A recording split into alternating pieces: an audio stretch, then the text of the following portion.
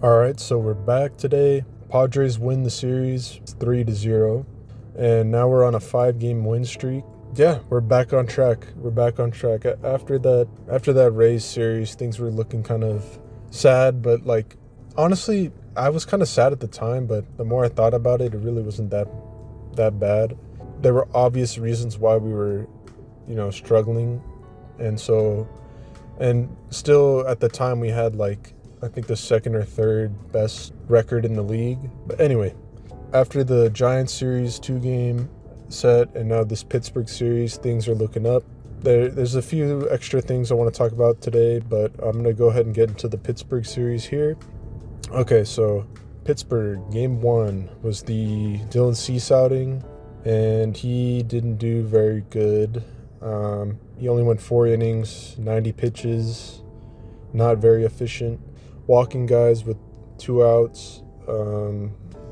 We need him to pitch longer than 4 innings. It's tough because that puts a lot of pressure on our bullpen, and they've been great, but we don't want to like overtax them. Yeah, like we just need him to just go longer, and even if that means giving up a few more runs, I don't think he even gave up that many runs, or I think he gave up 2 runs, and it's not a lot, but going 4 innings is the main issue. You need him to go. I think he's only gone 6 innings like 1 or 2 times, so he needs to start. Going longer and longer outings. Not much happened until the top of the 3rd inning, and that's when Tatis got hit by a pitch, and on a fastball up and in. This was the same guy that threw a pitch and it hit, I think it was the Washington Nationals player, in the face, and he fell down and started bleeding out of his nose. So this is just another pitch from this pitcher, and he throws, up and in, and what do you know? It hits our star player. Listen, if you don't know how to throw up and in, you should not be throwing up and in. And this is something that goes for a lot of guys, and still a lot of guys do it, and it's really frustrating to see because you're messing with the rest of the season. Like the rest of the season for some players is at risk because you don't know how to throw up and in, and that kind of stuff can change the outcome of an entire season just because somebody wants to pitch up and in, but they don't know how. So if you don't know how, you shouldn't be doing it. And I know it wasn't on purpose. I just don't think he knows what he's doing when he throws up and in like that. So got lucky. It hit Tatis in the forearm, and it started to swell up really bad. And I thought for sure that he was going to be gone for at least the rest of the series. But he actually comes back yesterday and today and finishes the series. So that's very, very good. And we got very lucky that it could have been a lot worse. And we also got very lucky because the fact that Tatis played in the game 2 was humongous, which I'll get into in a second. And then now the bottom of the 3rd, O'Neal Cruz gets on base with a walk on a borderline call. He steals second base and is brought home by a Brian Reynolds single, make it 1-0. Top 4, Gavin Sheets absolutely tattoos a ball or over the right center field wall to tie it up 1-1. Xander singles and steals second base. T-Wade has been actually pretty clutch recently. Actually pretty much since he's come up here, he's been very clutch. And he's also been getting on base a lot for us. Comes up and hits a single to bring an X to make it 2-1. Bottom of the 4th, Cease starting to lose control of some of his pitches. He walks a guy. He hits Adam Frazier. And I think a ball hit Adam, goes off his glove, and then everyone's safe to make the bases loaded. And then he walks in another guy to tie the game, make it 2-2. So he ends up giving up 2 runs. Top of the 5th, a single by Gonzalez, who had to come in to replace Tatis. Arise doubles down the right field line to score Oscar. And then a Manny blooper to right center field. Arise had to wait to see if it was going to fall because it was only 1 out, so he gets to 3rd. But then I don't know if it was O'Neal O'Neal Cruz or the right fielder that threw the ball in, but they threw like a terrible throw in from the outfield, and it bounced off the infielder's body or arm or something, and it gets away, and Arise has a heads-up play. He moves it from third base to home on that, and then I believe Manny gets to second on that too. So, and then Sheets hits a single to score Manny. That would make it 5-2. Bottom of the fifth, Wandy Peralta takes over, walks the first guy. Brian Reynolds gets a lucky blooper, and then it was first and second with no outs. They do a double steal. Wandy strikes out McCutcheon. Next guy has a hot shot to first, and it was a diving play by Arise. He had to dive to his right, and then he had to dive again into the first base bag to get the guy out at first. The guy on third scores to make it 5-3, and then Alec Jacob comes in and finishes the inning. Bottom sixth, Alec Jacob comes back out again and gives up a solo shot to Adam Frazier, who was probably pretty mad about the hit by pitch, because that was a fastball, and so he hits his second home run of the year, and that makes it 5-4. Estrada comes in and he just deals, gets 3 strikeouts. Great outing by Estrada. Wade comes in, he singles. Hayward singles. It's hard to describe the way it was a single, but I'll just put the clip up. And then Lockridge has a base hit up the middle. That scores Wade, and Hayward goes to third. Lockridge steals second base, and then Arise has an opposite field single that scores both Hayward and Lockridge, and that would make it 8-4. And then top of the ninth, we get a pair of guys on.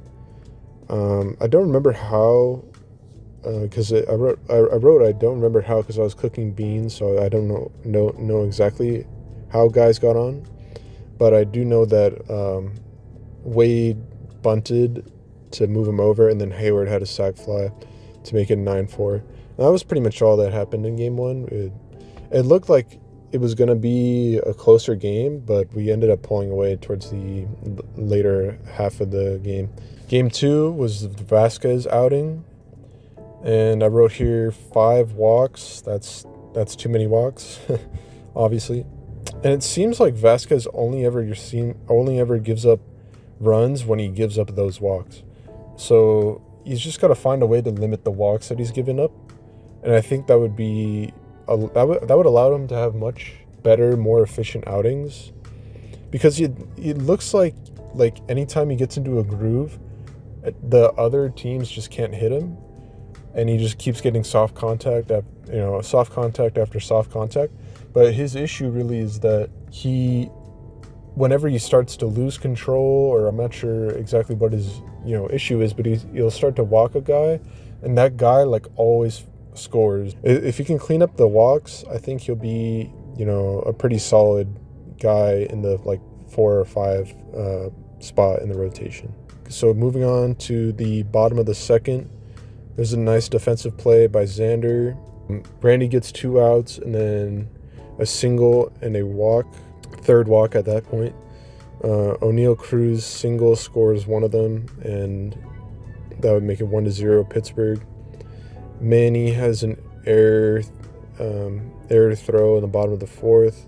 Luckily, it didn't cost us. Top of the seventh, Manny's solo homer down the left field line on Faulkner, who was their starter. And we could not touch this Faulkner guy at all. He was throwing, I don't even know what he was doing. It didn't really look like his pitches were that nasty or anything. We just couldn't square him up at all. He was just dealing pretty much, and we couldn't get to him. And so the Pirates let him go until the 7th, and then we finally got to him on this solo bomb by Manny. That was about all we could do to him. I think we got one more hit after, or I think we got one hit before all that. And then we had one hit after Manny's hit, I believe. But so that's all we could get off Faulkner. And then bottom of the 7th, Manny had a nice pick, and then he turned that into a double play. So that was a nice play by Manny. At this point, it's 1-1 leading into the top of the 9th. Leadoff double by Tatis, and then a rise opposite field infield grounder that unfortunately Tatis couldn't move to third on because it was right in front of him, so he had to go back to second base. And then during Manny's at-bat, Tatis steals third base, which was already a pretty risky move to steal third, but he gets in there, and that's actually, you probably already know, it's Tatis' 100th steal of his career. And then Manny strikes out looking, and that leaves it up to Xander with 2 outs. And this Bednar is pitching, so he had come back up from AAA, and so Bednar pitches, and the ball, I think he just spikes it a little bit, and the ball only slightly gets away, maybe a few feet. And Tatis, who was already a good chunk of the way down the third base line, immediately sprints home on it, and I was like thinking like, no way he gets in here. But he freaking just like beats it out. Like, it looked like something you would see from Tatis in 2019, one of his, like that other play that happened to be in Pittsburgh as well, where he tagged up on an infield pop out, and he tagged up from third and made it home. That's what it felt like. So that was really cool to see. Tatis, that was a really ballsy move from him, to just run home on, like, considering how it barely got away from the catcher. And I think the catcher looked up thinking that Bednar was going to be at home, and so that may have made him hesitate a bit. And so that gave Tatis just an extra second to get like an extra stride or two down the line. And that might have been all the difference, because Tatis beats the catcher to the plate, and he was safe. And I thought he was safe in the live, or I knew he was safe in live time. And that was just a crazy play.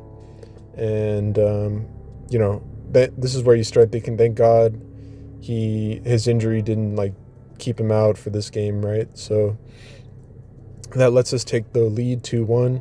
And then Suarez is Suarez, so he comes in. He gets the first out, I believe, on a grounder that goes to X. It's actually a pretty tough play, and a pretty good play by X to pick it and throw to first. O'Neill Cruz walks, and then Brian Reynolds has a hot shot right at Manny, who catches it and doubles off Cruz, who was going on the 3-2 pitch. And Manny throws to Arise to get the out there. And that would be it. That would be the game. Great 9th inning for us, like top of the 9th, bottom of the 9th. It was a really fun watch. And, for the first, 6-7 innings, or the first 6 innings, it wasn't too entertaining, but definitely the later parts of the game were pretty fun to watch. So fun ending to that one. Pittsburgh game 3 today was the Kolek outing. Very impressive today. He filled up the zone. He was very efficient, and I really wasn't sure what to expect from him, since he was a reliever most of the time. But he did great, like completely shattered any expectations I had for him. I was hoping maybe he can give us like 5 innings, maybe a couple earned runs, hopefully. Granted, it is the Pirates, so you'll have to face much tougher teams to really know like what kind of player he's going to be. But he went 5 1/3, 84 pitches, and 0 earned runs. So very impressive outing. Moving on, top of the first, Manny is penalized for this bloody nose when he's supposed to come up to the plate, and he even showed like the ump like his bloody tissue, and of course the ump his ego is too high to like call it off or whatever, so he gives Manny a violation. strike violation, which is bullshit. But Manny just stays calm and he hits a double down the left field line. And then Xander comes up and he hits a single between third and short. And that would score Manny, making it 1-0. Top of the second, Elias Diaz has another home run just over the left field wall and just out of reach of Tommy Pham. I believe it hit his glove. And thank God it went out because, just thank God it went out, and he didn't rob him. And so that was a home run, and that would make it 2-0. And then Lockridge would double down the right field line. And then Lockridge runs on Arise's hit to infield hit to get to third. The Pittsburgh shortstop, I don't know his name. For whatever reason, he does like this pump fake before throwing to first base. And that gives Arise a little bit of extra time to get down the line. And he actually beats the throw. And that would make it first and third. Xander would come up with a huge double to left field. And since it was 2 outs, Arise was running on contact, so he had a better jump off the hit. And so Leaper would send him from third base, and he would come in to score to make it 4-0. Bottom of the seventh, Morejon gives up a triple. Next guy ground ball to Manny, who throws it home for an out at home plate. And that was a really good play by Manny, heads up play. And I honestly thought they might call maybe like obstruction by the catcher, but they didn't even try, I don't think, because it immediately went to the next player in the next pitch. I don't think it was obstruction, but because the guy was like out by like 3 or 4 or 5 feet, but like who fucking knows? Like these guys are always calling bullshit with the obstruction thing. So yeah. After that, bottom of the eighth, we had great defensive play by Iglesias to end the inning. And I think also in the ninth inning, we also had some really good defensive plays. And Adam would close the ninth inning, and that would be that. That would be the sweep. Player of the series, I'm going to give it to Machado, who had a hit in all 3 games. He had the clutch homer in Game 2, and then he had a 3-hit game in Game 3. And he had a bunch of great defensive plays all throughout the series that I'll have put clips of in the video. And then pitcher of the series, I'm going to go with Kolek for this great Game 3 outing. In the 5th spot of the rotation, and he performs. So 0 earned runs and 5 1/3. So very impressive. Like I said, very impressive from Kolek. Worst performer, you could argue Cease, but I'm gonna go with Iglesias, and he just had a rough series at the plate. He did have a nice defensive play at the end of Game 3, but on offense, I think he was like 0 for 10 or 0 for 11. So he just had a rough series at the plate. I don't think that's indicative of what he's going to do in the future. I just think he just had a down series. Because I actually think he's probably been one of the better pickups we've had this offseason. So, yeah, that's pretty much it for this series. Came in and took care of business in Pittsburgh. And now we're moving on to New York. And the New York series is going to be we're going to be facing Carlos Rodon. I think we're also facing Max Fried, and I forget the third pitcher we're going to face. But the Rodon and Fried games are going to be tough. I think we have a better chance of getting Rodon. Honestly, I'm not that impressed with Rodon. I know he's one of the better pitchers in the league, but I think we could get to him if we are just swinging at the correct pitches and stay focused and locked in. I think we can get to Rodon. He seems to be giving up the long ball a lot more, so be on the lookout for homers. Max Fried is going to be tough, but we'll see. Should be a fun series in New York. I always like playing in New York. I always just like beating the Yankees. So, yeah, it should be a fun series. And What else? Oh yeah, Jackson Merrill. He should be back for this series. I don't have any concrete, source for that, but from what I've heard, he's probably going to be back during this series. So hopefully he comes back, and then we're still waiting on Crone. I'm guessing Crone's probably late May, like I said before. So that's pretty much it for this one. And yeah, so we're going to see starting tomorrow the Yankees series. We are 22-11 now, tying our record for the highest wins above 500 that we've had all year. So yeah, let's see if we can keep winning, keep the streak alive. 5 wins in a row. Let's keep it up. Yeah, that's about it, guys. Take care.